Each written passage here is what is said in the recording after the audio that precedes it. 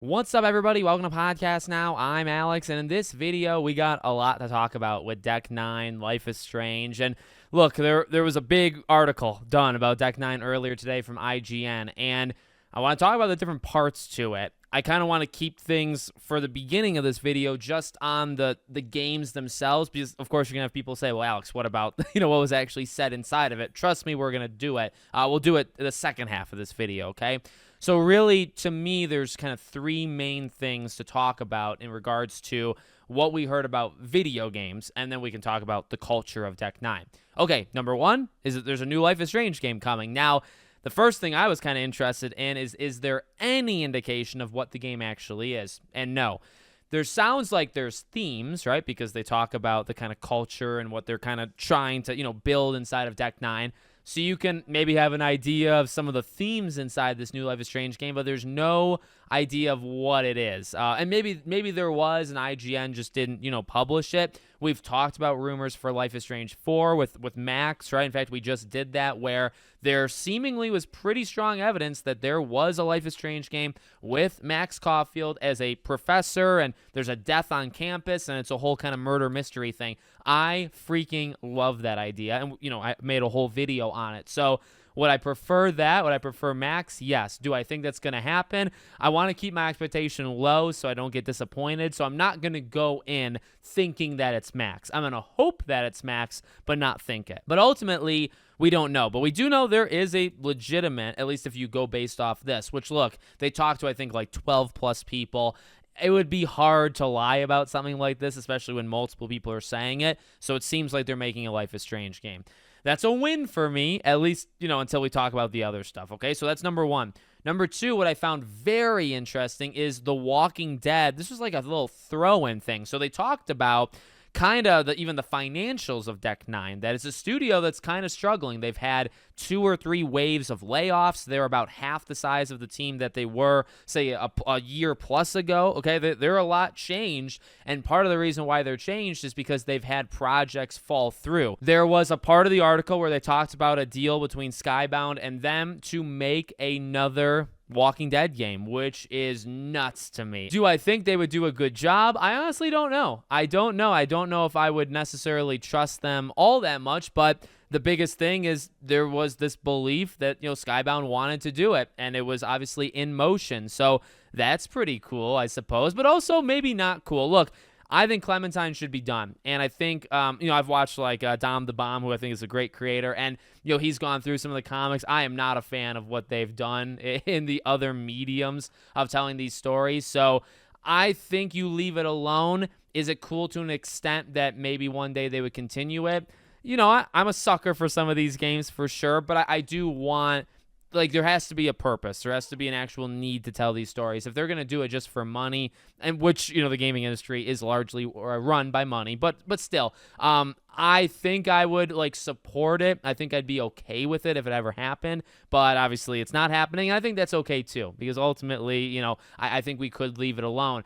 Third part is The Wolf Among Us. So again, with the same thing, financially. After they did The Expanse, there was basically nothing to do. And I think Life is Strange probably was already happening around that time. But the rumor is, okay, they're working on Life is Strange. They were working on a Walking Dead game, which got canceled or got pulled from them. So they lost out on that revenue, that money. So that hence, at least one wave of layoffs.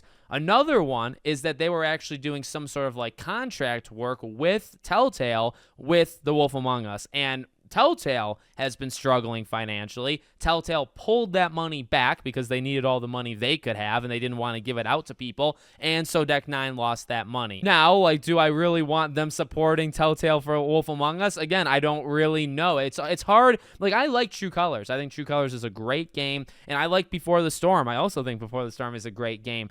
Should they, be around doing Wolf Among Us stuff? I don't know. I mean, obviously this culture stuff that we're about to talk about is pretty serious. At least it sounds serious. So I don't know. But I guess the one thing to throw in for this video is, okay, well, again, Walking Dead, Wolf Among Us, Life is Strange. But to Wolf Among Us, they did say, I think Telltale did provide a statement saying we're making it. The game's still happening, which is not the biggest news story of all time, but it's still good to hear. Okay, so that's good, I guess, that we hear that one. And even though they're not working with Deck 9, now the culture stuff. So one thing I want to say that I think is important, no matter what happens, no matter what else I say throughout the rest of this video, they talk to a lot of people that are not there anymore. And could what they say be true? 100%. And we're about to talk about some of that stuff.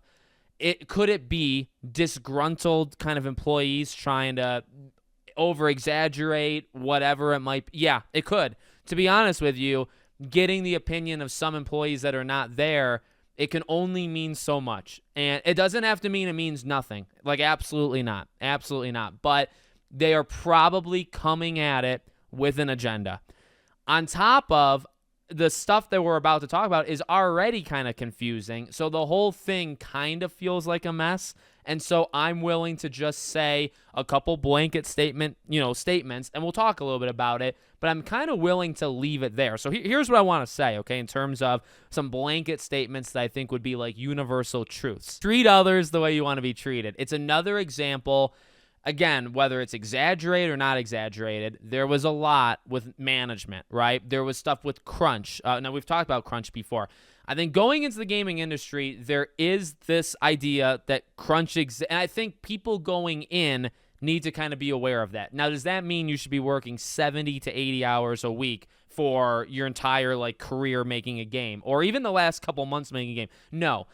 My philosophy with it, from somebody who kind of does multiple things, is if you want to work extra, I think that's cool. I think that ultimately maybe even shows passion. Now, that's not to say you're not passionate if you don't do it, which I think people don't really talk about this. There's more than one way to show passion. Maybe you give it your all in the 40 hours. Maybe you just want to do 50 hours. Maybe you have a really cool idea on one random day, and without any pressure or, push, you go in, you work, or you fire up your home PC and you do a little work. I don't see anything wrong with that. I do think the culture of, say, making somebody do 70 to 80 hours or 90, whatever, sleeping at the studio, doing it for months on end, feeling like you're forced to, where if you don't do it, maybe you're going to be passed up on an opportunity for somebody else. That stuff is where it gets a whole lot more messy. I believe in just the personal, you have a set schedule. If you want to do more, you do more. You get maybe overtime, right? But you don't get, say, hey, well, you're going to get a raise just from that. Well, you need to be talented. There should be other reasons behind it. Maybe plus that. Maybe there's also things there. So that's kind of where I stand on that. I don't think, 80-hour crunch is necessary, and that was reported. Number two, I guess I already said it kind of as number one, the treating others the way you want to be treated. I don't know why, you have to go back to grade school to remind some of these people this. Again, exaggerated or not exaggerated, I imagine there was some of this happening where some people were kind of pushed aside or, whatever ended up happening. I don't know why the gaming industry is like that. Look, there's people that earn their merit or whatever. They've been in a position and they do deserve, I think, a fair amount of respect if they put in the time and they've been in the trenches and all that stuff.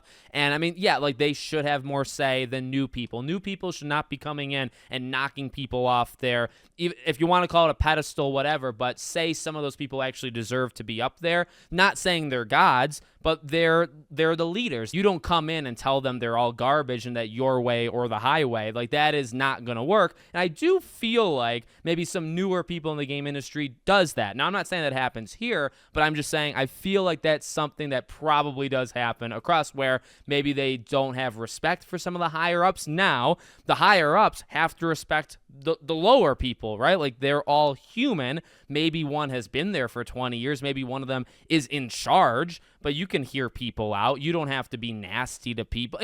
And making games is hard. Tensions are high and all this, things that we kind of classically hear, but just the general idea of treating people how you want to be treated, okay?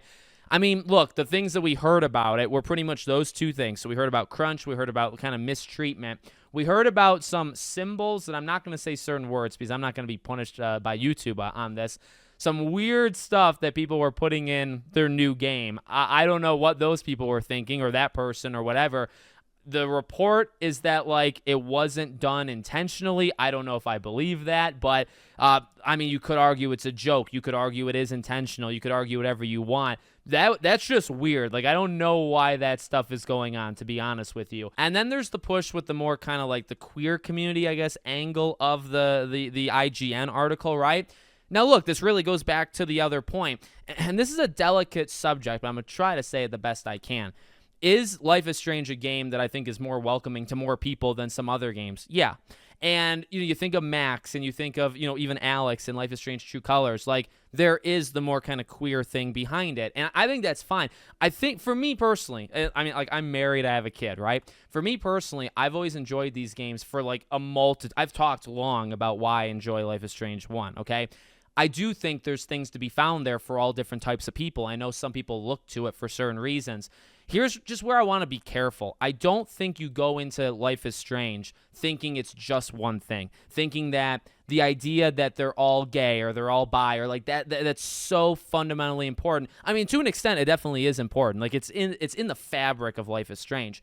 But to say like maybe that's the only thing, you're leading with that, I don't necessarily agree with that. I wouldn't agree with that if you say, okay, well, our pitch with this new game is a straight white male. Like, that is the thing with this game. There's just something kind of wrong about that to me. Is it okay to be a game and a franchise that's welcoming to people? Absolutely. And people have found that. Now, I can't speak to that. I think that's just fair. I can't speak to that. But I can speak to, I really like True Colors. I didn't feel like indoctrinated. I didn't feel pushed.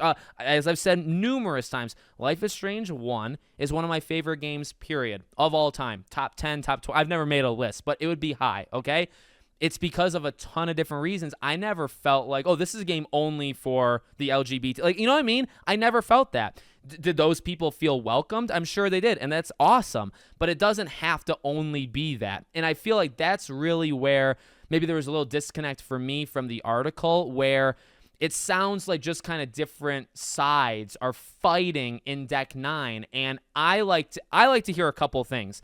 I like to hear, let's just make a great game. I like to hear, hey, we can have maybe a queer character, we can have a straight character, but it's the story. It's who these characters are that matter, not their identity.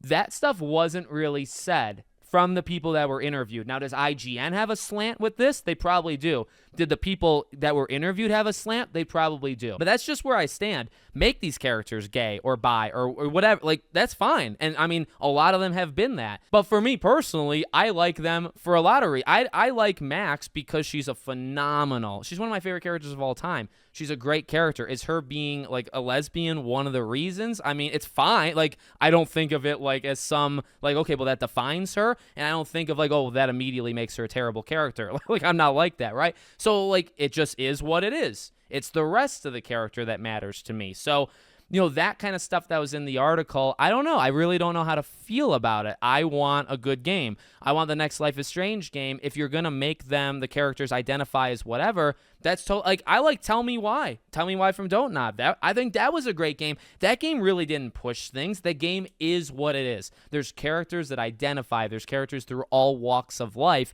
It's who they are. It's not every character has to be that. It's not that I have to be that. It's that the character is that. And there's more to them than just that. I think a lot of times we kind of get, lost in that. So I don't know, like, will I accept the next Life is Strange game being that? Of course I will. I've accepted all of them so far. I've accepted Tell Me Why. I've accepted, I don't know, Twin Mirror I don't think was anything like that, right? But I've accepted all of these games. But I don't know, that kind of almost like identity kind of battle thing that's going on inside of Deck 9, I really don't know how to feel. I wish I heard more things like we just want to tell great stories of great characters. Instead, it was more, and look, like, diverse opinions and diverse people in the writer's room, that's important, but, like, that's all you hear in the article is, well, we want to have the most diverse writing team on planet Earth. Fine. Are they talented? Because I would say the same thing about an all-straight writing team. I don't care I don't care if it's all male. I don't care if it's all female. I don't care if it's mixed. Are you talented?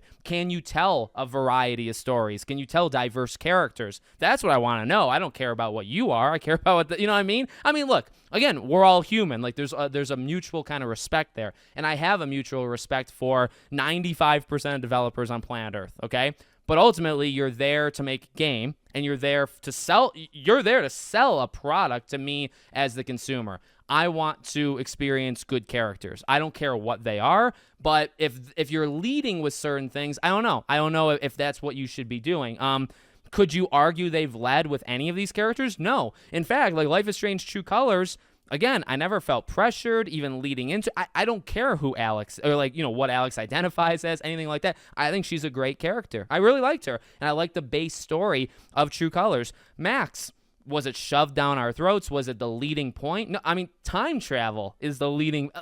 The themes, at least initially, of these games is the power. And then you kind of get the layers of like, well, what else is going on? In Life is Strange 1, it was a lot of teenage angst, right? And they dealt with self-elimination, and they dealt with a lot of serious stuff, and like what you can control versus what you can't, and loss, and it was so much. And I think it was incredibly good. Hence why Life is Strange 1 is one of my favorite games. It's more than just what they identify as. So I don't know. That's just something I kind of wanted to throw in there. Hopefully everybody understands it. They can be whatever they want to be, and chances are they are going to be part of that community, because that's what so many of these games have been. I don't see any problem with that as long as they're good games. Like if they're just the identity part and the game itself is complete garbage, you have definitely missed the mark. You've definitely messed up. You've gone down this path where you think that is more important than telling a good story or a good game. I don't think they've done that, because I think Before the Storm is a good, but that's just me. Some people do despise Before the Storm. Some people do hate True Colors, or just maybe not even hate. I've seen many people that just haven't played these games. They played 1, they played 2, and maybe liked or didn't like 2, and they kind of stopped. Different walks of life for consumers, right, that have played these games as well. I don't know. I'll stop talking. I'll stop chatting your head off. Let me know what you guys think in the comments. Make sure, as always, you're subscribed to the channel, bell icon turned on, and I hope to see you all on the next one.